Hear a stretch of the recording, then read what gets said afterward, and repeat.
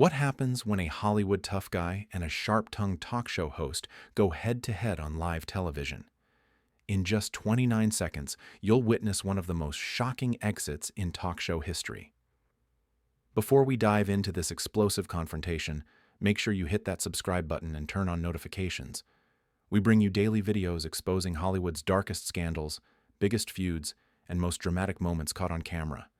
You won't want to miss what happens next. Last night on The View, what started as a simple conversation about Mark Wahlberg's latest film quickly turned into an all-out war of words that nobody saw coming. The tension in the studio was thick enough to cut with a knife from the moment Wahlberg walked onto that stage. Joy Behar opened with what seemed like a straightforward question about his new movie, but there was something in her tone that immediately put Wahlberg on edge. "So Mark, your new film is getting mixed reviews. Some critics are saying you're playing the same character you always play. What do you say to that?" Wahlberg shifted in his seat, his jaw tightening. "Well, Joy, I'd say those critics should actually watch the movie before they write their reviews. This character is nothing like anything I've done before." Behar leaned forward, a slight smile on her face. "But isn't that what you said about your last 3 movies? At some point, don't you think audiences want to see something genuinely different from you?" The other hosts exchanged nervous glances. This wasn't going the way these things usually went. Wahlberg's face hardened, and you could see him making a choice about whether to play nice or push back. His hands gripped the armrests of his chair, knuckles whitening just slightly. "Look, Joy, I appreciate the question, but I don't appreciate the attitude that comes with it," Wahlberg said, his Boston accent getting thicker the way it always did when he got heated. "You're sitting there like you've got it all figured out, like you know my career better than I do." Behar raised her eyebrows, clearly not expecting him to push back this early in the conversation. "I'm just pointing out what the critics are saying, Mark. Don't shoot the messenger." "Critics?" Wahlberg scoffed, shaking his head. "Yeah, let's talk about critics for a second. Most of them haven't created anything in their entire lives. They sit in dark rooms watching movies and then tear them apart online. And you're giving them a platform to trash my work?" One of the other co-hosts tried to jump in with a lighter comment, something to diffuse the tension, but Behar held up her hand to silence her. She was locked in now, and everyone could see it. "So you don't think actors should be held accountable for their choices?" Behar asked, leaning back in her chair with her arms crossed. "You just want everyone to praise everything you do?" Wahlberg's jaw clenched. "That's not what I said. That's not even close to what I said. But yeah, Joy, I've been doing this for over 30 years. I think I know a thing or two about choosing roles that challenge me. Maybe you should stick to comedy, or whatever it is you do here." The audience gasped. Behar's smile vanished instantly, replaced by a look of pure steel. "Excuse me? Whatever it is I do here.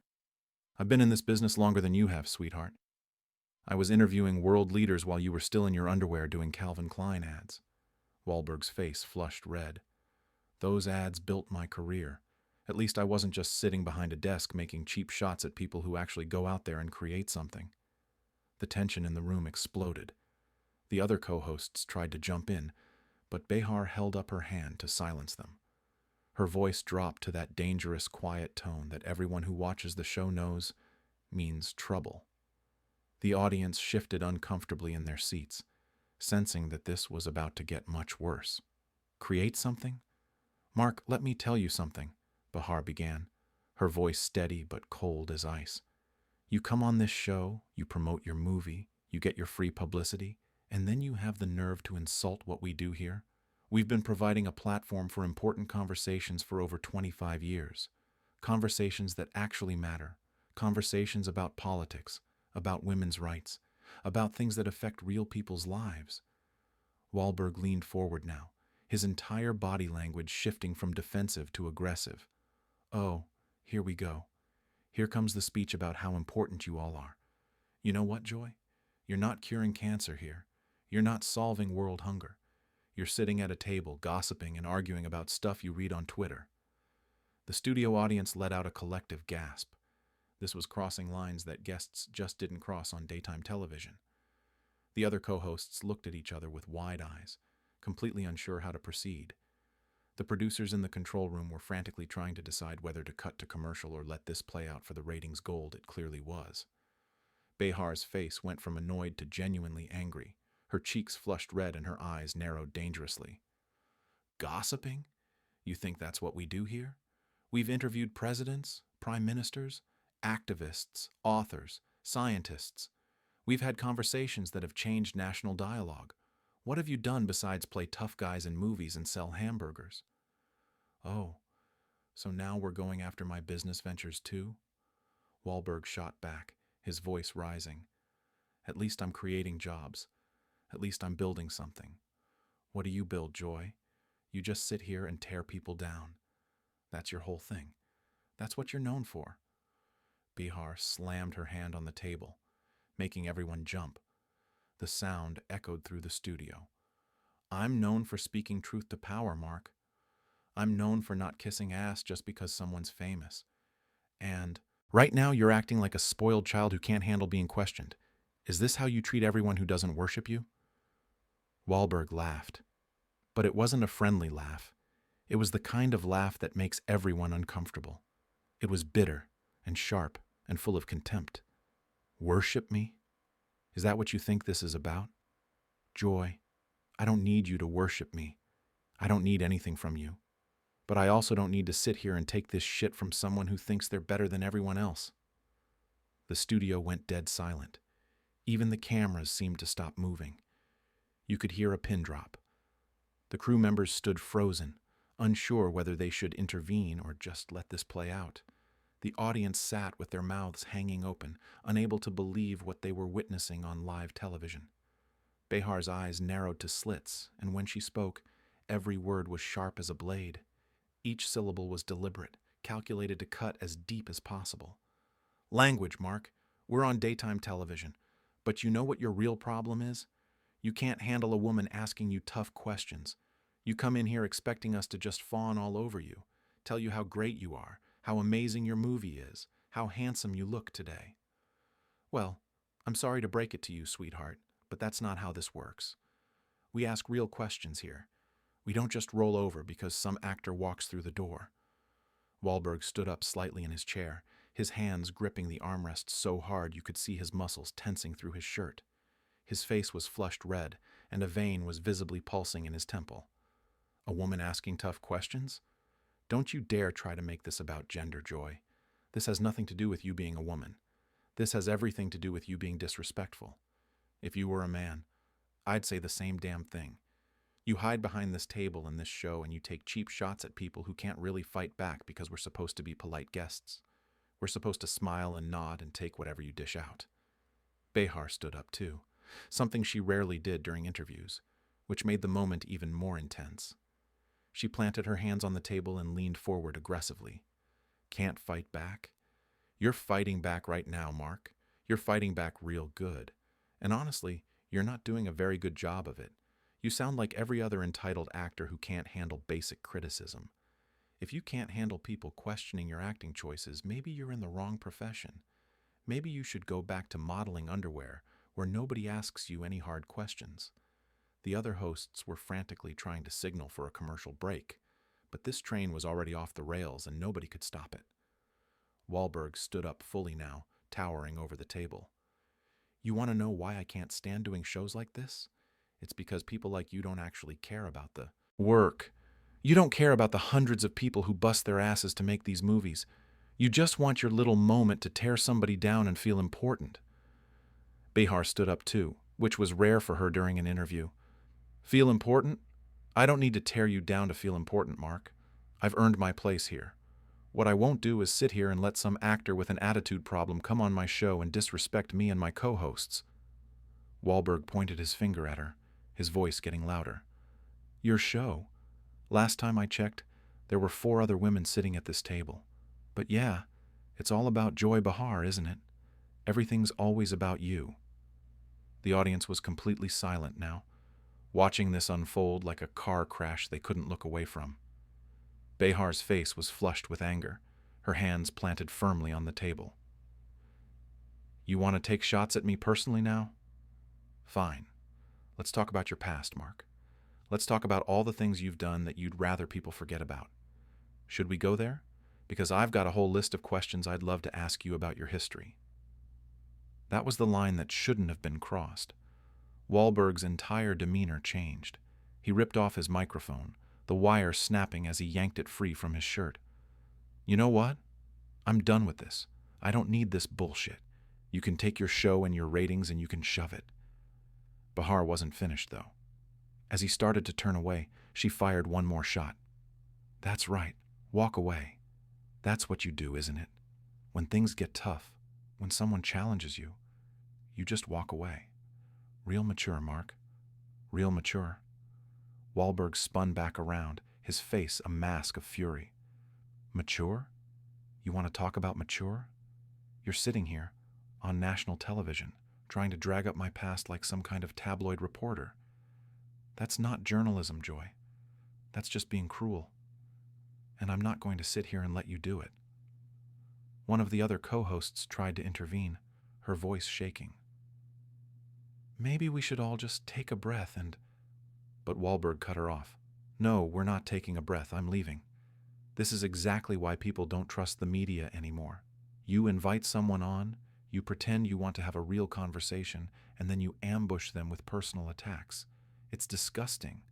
Behar threw her hands up in the air, her voice dripping with sarcasm. Oh, please, spare me the victim routine. You came on this show knowing exactly what it is. You knew I was going to ask you real questions, not just lob you softballs so you could plug your movie. If you can't handle that, then maybe you shouldn't be doing press at all. Wahlberg grabbed his jacket from the back of the chair, his movements sharp and aggressive. Real questions? Is that what you call that? You weren't asking questions, Joy. You were making accusations. You were trying to provoke me. And congratulations, you succeeded. I hope you're happy with yourself. The studio crew was scrambling, unsure whether to keep filming or cut away. Producers were rushing onto the set, trying to contain the situation, but it was way too late for that. Behar stood with her arms crossed, watching Wahlberg gather his things. You know what, Mark? I am happy with myself, because I asked the questions that needed to be asked.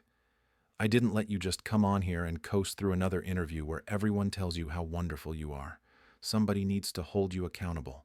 Wahlberg stopped in his tracks and looked at her with pure contempt. Accountable? To you? Who the hell do you think you are? You're a talk show host, Joy. You're not judge and jury. You don't get to decide who's accountable for what. Behar's voice went ice cold. I'm someone who's not afraid to ask the hard questions. I'm someone who's not intimidated by a movie star's ego. And I'm someone who's not going to apologize for doing my job. Wahlberg shook his head in disgust. Your job. Right. Well, you can keep your job and you can keep your show and you can keep your sanctimonious attitude. I'm out of here. As he started walking toward the exit, Behar called after him one last time. Don't let the door hit you on the way out, Mark. And good luck with that movie of yours. Something tells me you're going to need it after this. Wahlberg paused at the edge of the stage, his back to her. For a moment, it looked like he might turn around and come back for one final exchange. But instead, he just raised his hand in a dismissive wave and kept walking. The camera caught him storming through the backstage area, pushing past crew members, his face still twisted with anger. Behind him, the studio descended into chaos. The other co-hosts were talking over each other, trying to process what had just happened. Behar stood at the table, her chest heaving, still fired up from the confrontation. The audience sat in stunned silence, unsure whether to applaud or just sit quietly until someone told them what to do. Security personnel rushed to follow Wahlberg as he made his way toward the exit, but he didn't need an escort. He knew exactly where he was going, and he was going there fast. Staff members jumped out of his way as he barreled through the corridor, his face a thundercloud of rage and humiliation. Back on the set, Behar finally sat down, but she was still trembling with adrenaline. One of the producers approached her, whispering urgently in her ear, but she waved him away. She grabbed her water glass and took a long drink, her hands shaking slightly as she set it back down. The other co-hosts were trying to figure out how to salvage what was left of the show. They looked at each other, then at Behar, then at the cameras, completely lost. This wasn't something you could just smooth over with a joke or a quick comment. This was a full-blown disaster, and everyone in that studio knew it. Meanwhile, Wahlberg had reached the building's exit. He slammed through the door with such force that it banged against the wall, the sound echoing through the hallway. Outside, his car was waiting, and he climbed into it without a word to his publicist or anyone else who tried to approach him. The driver pulled away from the curb immediately, and through the tinted windows you could just barely make out Wahlberg's silhouette, still rigid with anger, staring straight ahead as the car disappeared into New York traffic. Inside the studio, they finally cut to commercial break. The moment the cameras stopped rolling, the place erupted. Producers were on their phones, crew members were gathered in tight circles discussing what they'd just witnessed, and the audience was buzzing with excited, shocked conversation. Behar stood up from the table and walked off the set without saying a word to anyone. Her co-hosts watched her go, still processing the nuclear explosion they'd just lived through. The makeup team rushed to touch up everyone during the break, but the tension in the air was so thick that even powder and lipstick couldn't hide it. When they came back from commercial, the energy in the studio was completely different. The other co-hosts tried their best to move on to the next segment, but everyone could tell their hearts weren't in it. They were still rattled, still replaying what had just happened in their minds. The show limped through the rest of the hour, but nobody was really paying attention to the other segments. Everyone was still thinking about those intense 29 seconds when everything fell apart. The moment when a simple question turned into a full-scale war. The moment when two strong personalities collided and neither one was willing to back down. In the control room, the director was already on the phone with the network executives, knowing that this footage was going to be everywhere by the end of the day. This wasn't just a tense interview. This wasn't just a celebrity getting defensive. This was a genuine, unfiltered explosion of anger and ego that nobody could have predicted. The stage manager signaled that they were wrapping up the show. The co-hosts delivered their closing remarks, but you could hear the strain in their voices. They were professionals, but even professionals have their limits, and what they'd just experienced was beyond anything they'd been trained for. As the credits rolled and the audience filed out, still talking excitedly about what they'd witnessed, the crew began breaking down the set. But everyone was moving slowly, still in shock, still trying to figure out what the hell had just happened and how it had escalated so quickly.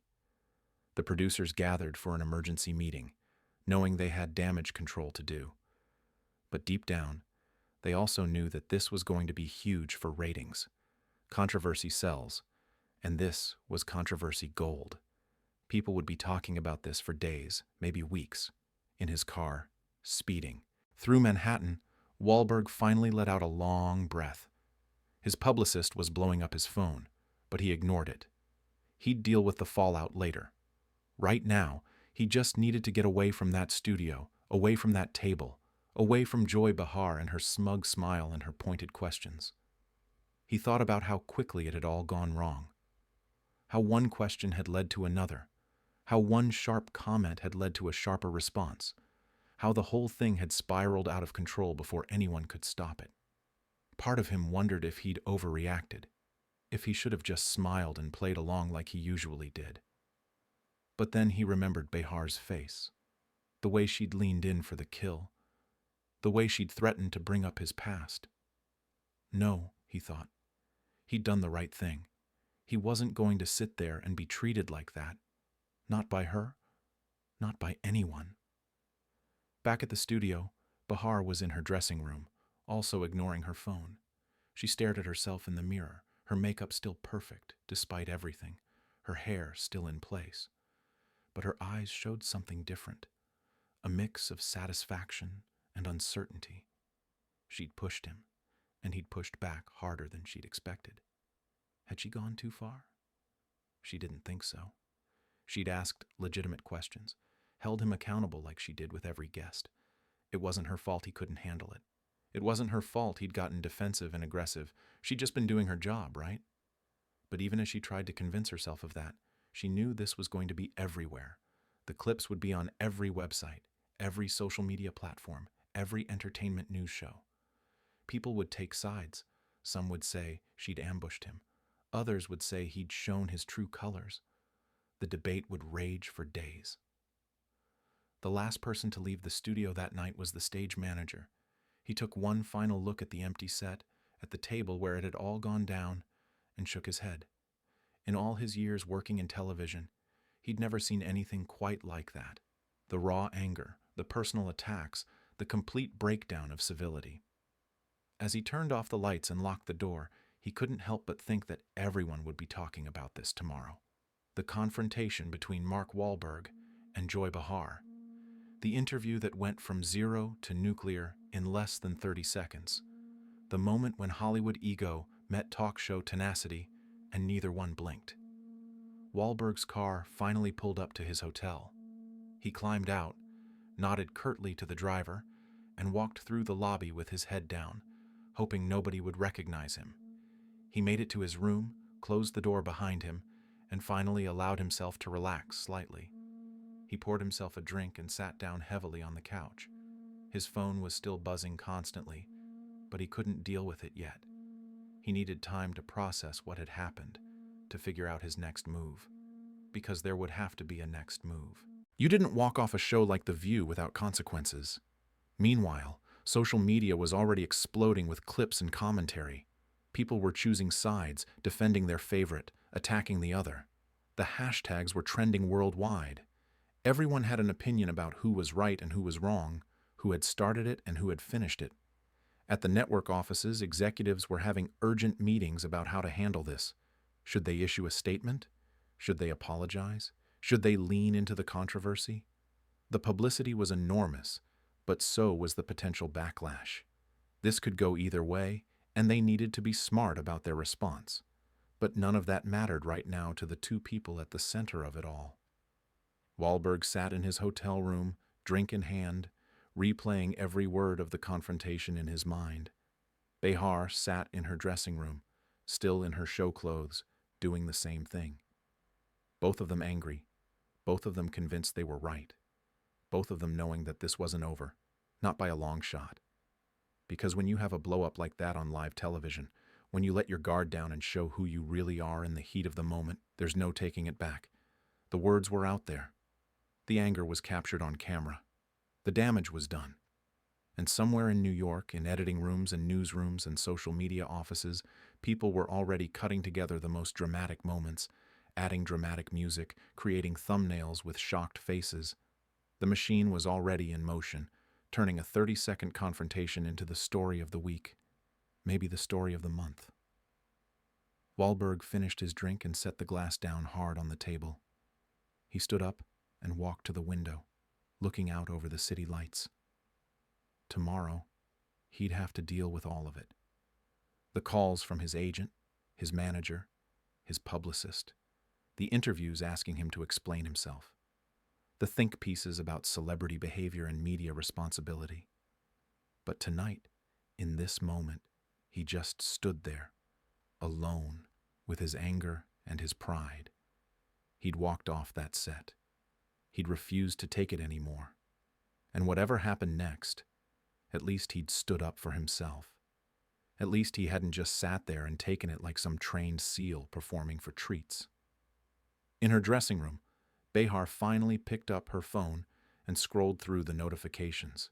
Hundreds of them. Thousands. Some supporting her, some attacking her, all of them talking about what had happened. She set the phone back down and rubbed her temples. She stood up and gathered her things, preparing to leave. As she walked through the now empty studio one more time, she paused at the table where it had all gone down. The chairs were pushed back at odd angles from where they'd stood up. The water glasses were still there, one tipped over slightly from when Wahlberg had ripped off his microphone. She straightened one of the chairs, then turned and walked toward the exit. Tomorrow, they'd all be back here, probably talking about what happened, probably having to address it on the show. But tonight, she was done. She'd said what she'd said, done what she'd done, and she wasn't going to lose sleep over it. As she pushed through the stage door and out into the night, she heard her phone buzz again in her purse. She didn't look at it. She just kept walking, her heels clicking on the pavement, toward her car, and toward whatever came next. Wahlberg had stormed off the set in fury, leaving behind a shocked studio and a host who refused to back down, and that final image of him disappearing through that door was already becoming iconic.